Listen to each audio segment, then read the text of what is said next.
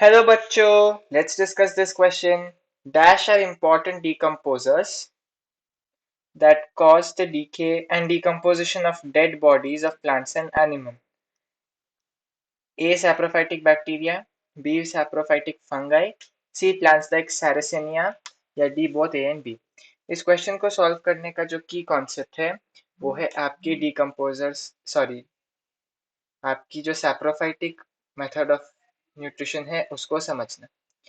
Saprophytic method of nutrition क्या होता है? जब न्यूट्रिशन डिराइव किया जाता है डेड और डीकेइंग मैटर से और इसका जो रोल है वो रिसाइकलिंग में बहुत बड़ा है। इसका रिसाइकलिंग में बहुत बड़ा रोल है और इसके बिना हमारे एनवायरनमेंट में जो वेस्ट है वो अक्यूमुलेट होता ही जाएगा। रिसाइकलिंग में इसका मेजर रोल होता है और यदि सैप्रोफाइट्स नहीं हुए तो फिर हमारा जो मैटर है वो अक्यूमुलेट होता जाएगा, रिसाइकल नहीं होगा। तो यहाँ पर क्या होता है, मैटर एक्यूमुलेट होता जाएगा यदि सैप्रोफाइट्स नहीं हुए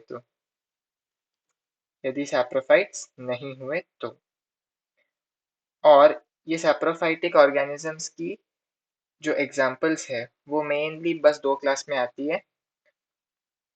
एक तो आपका हुआ सैप्रोफाइटिक बैक्टीरिया और दूसरा हुआ आपका सैप्रोफाइटिक फंगाई। आपको ये मेनली केवल इन्हीं दो क्लासेस में दिखेंगी, सैप्रोफाइटिक फंगाई।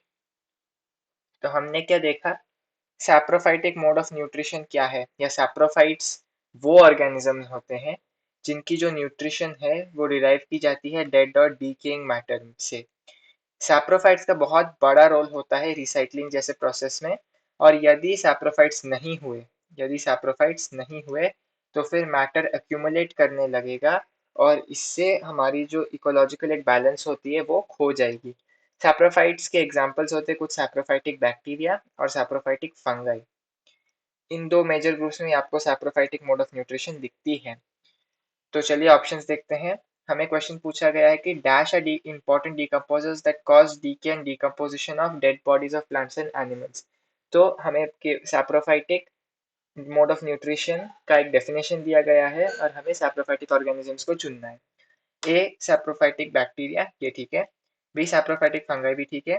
सी प्लांट्स लाइक सैरेसिनिया, ये गलत है। सैरेसिनिया एक्चुअली पिक्चर प्लांट का एक वेराइटी होता है और पिक्चर प्लांट जो है वो सैप्रोफाइटिक नहीं होता, वो एक इंसेक्टिवोरस प्लांट है जो अपना जो फोटोसिंथेसिस है वो तो करेगा, लेकिन अपनी जो नाइट्रोजन की डेफिशिएंसी है वो इंसेक्ट्स को खा के वो पूरा करता है। तो ये गलत हो गया क्योंकि ये सैप्रोफाइट नहीं है, और D both A and B ये ठीक है। So the correct option to this question is option D, both A and B. Hope you've understood it well. All the best.